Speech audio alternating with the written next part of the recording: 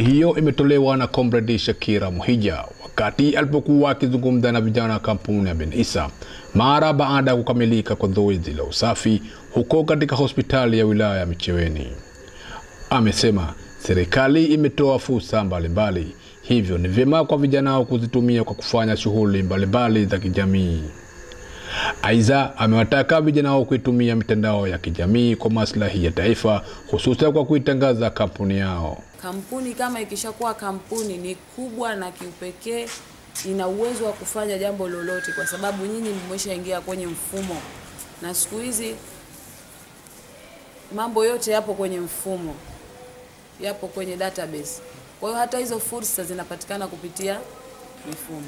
Upande wake mhasibu wa kampuni ya Ben Isa ndugu Mkitu Hajidadi amewataka vijana hao kuwa na umoja pamoja na kudumisha nidhamu ili waweze kufikia malengo waliyojiwekea. Umoja, tudumishe nidhamu. Bila kudumisha nidhamu itakuwa hatuwezi kufanikiwa katika kampuni yetu, kwa sababu nidhamu ni jambo jema na pia Mwenyezi Mungu ameridhia nidhamu. Akizungumza kwa niaba ya wananchi wa wilaya ya Micheweni, ndugu Ramadhan Shebu Juma ameshukuru kampuni ya Ben Isa kwa kuwa na uzalendo wa utoaji wa huduma mbalimbali ikiwemo usafi.